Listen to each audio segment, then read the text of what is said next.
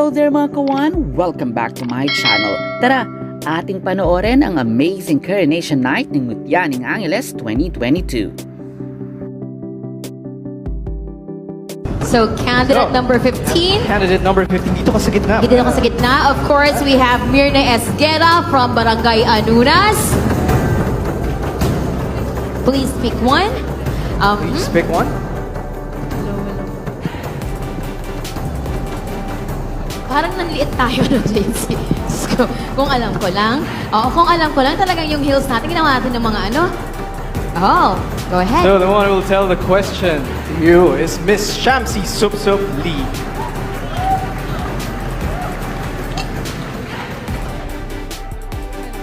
Hello? Oh, okay. Hi, Mirna. Hello po. How are you?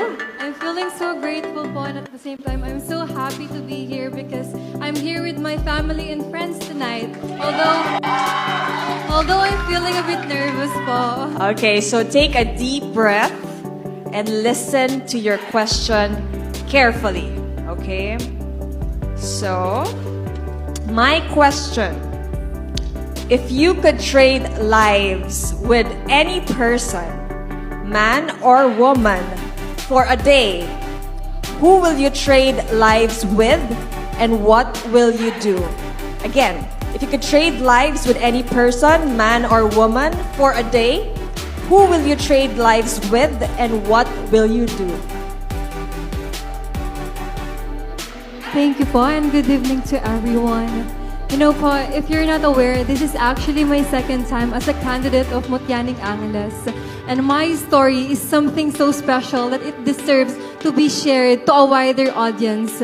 And if I'm willing to, or if I have the chance to trade my life to other people, I want to get that chance because my story is something that will be heard to every corner of the world po. Thank you.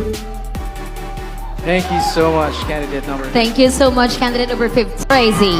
Moving on to candidate number 12 from Barangay Lourdes Northwest, Desalin Layug.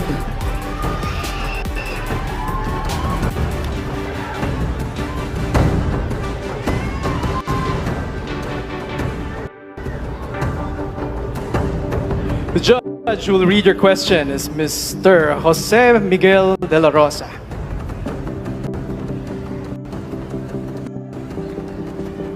Again, Maya Pabengi, Desilin. How are you? I'm good, sir. Thank you. How are you, sir? This is your question. This is very easy. Okay, sir. Are you in favor of people getting plastic surgery to improve their physical appearance? Why or why not? Well, sir, in my opinion, there's nothing wrong in doing that such thing. The only thing that, in my opinion, actually, I do firmly believe that loving yourself and accepting yourself is really important and significant to everyone. Through that, it means that you have a courage to always stand up even you fall at times, which means to never give up hope and always strive for more. Through that, we can all be a living testimony of glitter and glamour. So I do not believe that kind of surgeries is bad for everyone. That's Next in line, of course, let me call on Thank you. candidate number 16 from Barangay Ninoy Aquino, Ana Marie Suarez.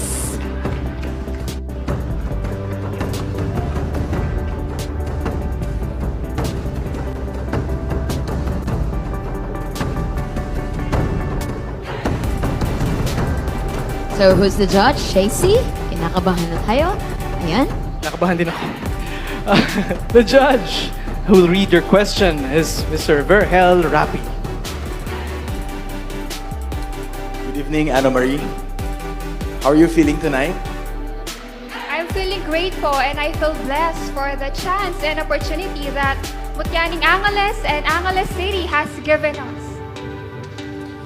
For your question, do you think mental health awareness is a major issue in our current society? Why or why not? I believe mental healthness is one of the major is one of the major problems that we are facing now, because there is a stigma when it comes to mental health. I believe to be physically fit, one must be mentally fit. A laughing person doesn't mean a happy person. So we should not let mental health and think of it as a taboo, because let's give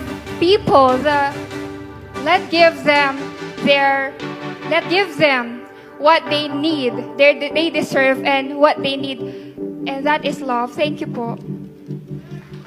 And next in line, let me call on candidate number 17 from Barangay Balibago. We have Joanne Marie Thornley.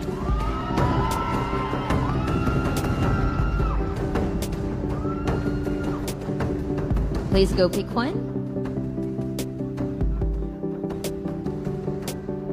Nakaka-excite. Sino kaya ang judge? The judge will read your question is Mr. Jose Miguel de la Rosa. Maya Pabengi, Joanne Marie. Hi, good evening. I hope, I wish you luck, and I hope you pass through this, very critical time in your life. Being Miss Angeles is a value that you have to cherish forever. Here is your question.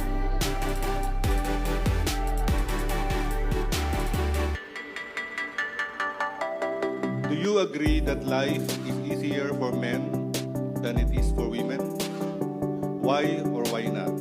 I think now is the time where we should have discussions that these double standards shouldn't be prominent anymore in our society. Definitely life could be hard for both women and men.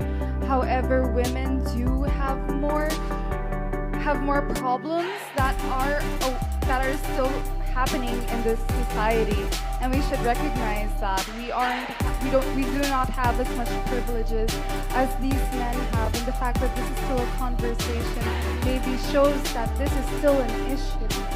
Thank you. So thank you so much. And of course, I believe complete our candidates. Candidate number 5 from Barangay Santa Teresita, Aliana Kashi de Lima. Since you're the last one, I'm gonna pick it up for you. Okay. Such a gentleman talaga, no? So the judge who will read your question is Mr. Edgar Lopez. Hello, Alana. Good evening. Good evening, sir. So my question is, if you can go back to witness any historical event in Philippine or world history, which event will you go back to and why?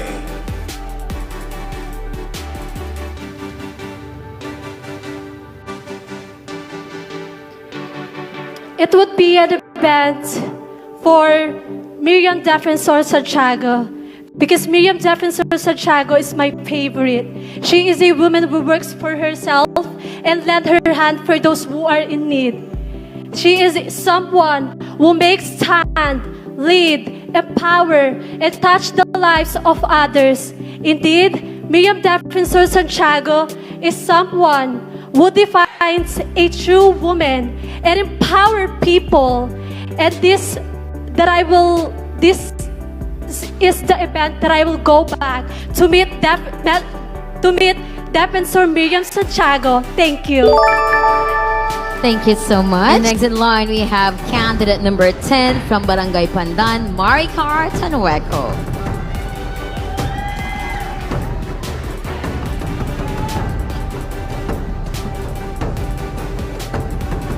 Okay, and let's see who's the judge for Maricar. The judge who will read your question is Mr. Verhel Rapi. Good evening, Maricar. Relax, breathe. Good evening, sir. Good evening. If you have met someone who has never been to Angeles City, where in the city will you take them first and why? First of all, living here in Angeles City is such a great experience to share. So if I meet someone where I can encourage him to live here in Angeles City, or where I can promote Angeles City, is first, it's tourist destination. that made our city a lovely spot to live. Next, its finest delicacies that we Kapampangans are tagged as the culinary capital of the Philippines. And lastly, its people. Their heartwarming and hospitable welcome where we can feel the love and care of every Angeleños that is living here in Angeles City. That would be all. Thank you. A blessed evening, everyone. Thank you so much. And let me call on the next candidate, candidate number 13 from Barangay Pulong Kakutud, Marian M. Arada.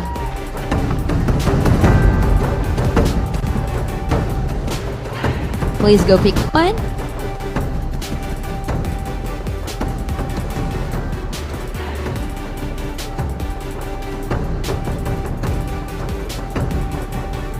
Okay, the judge who will read your question will be Miss SHAMCEY SUPSUP Lee. Hello, Marian. How are you feeling? Hello po. Medyo nini-nervous lang po. A little bit. Okay, so madali lang ito, kayang-kaya mo. Okay, so your question. Do you think abortion should be legalized in the country? Why or why not? Again, do you think abortion should be legalized in the country? Why or why not? My answer is I do not agree to it because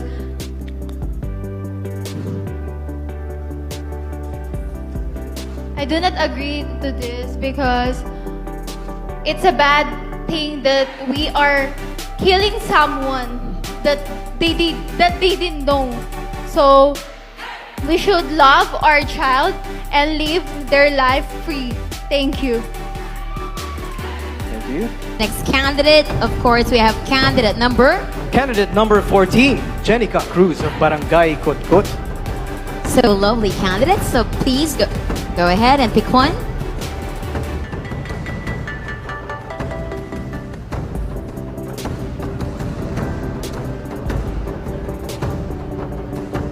So the one who will give you the question is Miss Carolina Oy.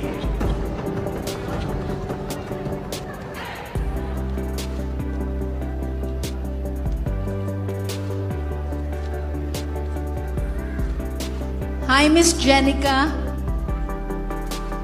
Hello po, good evening. Good evening. Are you nervous? Actually, at this point, not already. But to be honest, a while ago this morning, I was feeling so tense and I was so nervous for this day. But I'm so glad that at this moment, I've got all that nerves out. To be actually, while Darren Espanto is singing, we were all just singing and dancing in the backstage, and I'm so glad that everybody is just enjoying the rest of the night. Okay, that's great. So here's my question. If you will be crowned as MUTYA NING Angeles of 2022, how will you use your platform to promote the preservation of the Kapampangan language?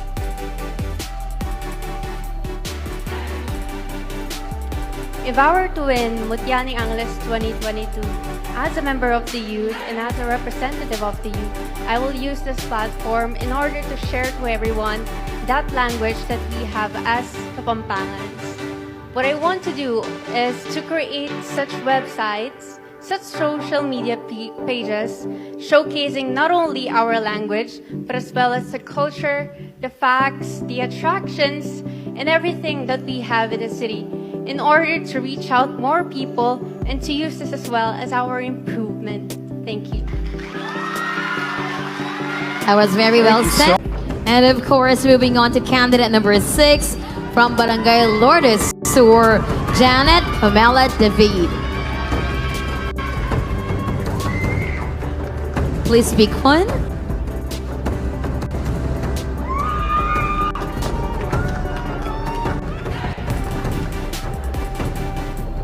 The judge who will read your question is Mr. Edgar Lopez.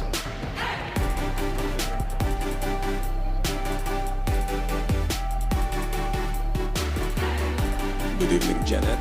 Good evening, sir. How are you? To be honest, being on the MUTYA NING Angeles was a big blessing for me, and now being in the top 10 finalists, I'm I'm beyond grateful and blessed to be here. Well, honestly, it's really very hard to judge the contestants. They really made good answers, no? But this is the question that I would give. If you have to sacrifice having a successful career to start a family of your own, will you sacrifice your career? Why or why not? If I would choose one, I think I would not sacrifice my career. Being here means that it has always been my passion to be a beauty queen. And standing here, I want to be an influence and an inspiration. Because I believe that if you want to build a family first and you're not successful, you won't be able to sustain your family. So for me, I want to achieve my goal, be rich, and I want to achieve my goal and my dreams. For that, I can sustain and give a better life, especially for my children. And now I want to use this opportunity in my career because I want to be the voice, the leader, and the hope for my generation. And standing here tonight, I know. Thank you very much. Whoa! Thank you so much, candidate number 6. The crowd is going crazy. And now we call on candidate number 11 from Barangay Balibago, Dainara Morer. Wow. This is getting intense. Please go get one, Dainara. And let's see who will be the judge. The judge who will read you the question is again Miss Carolina Uy.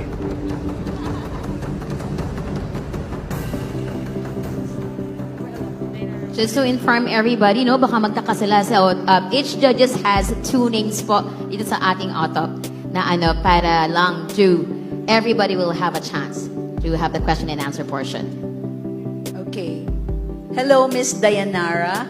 How are you today?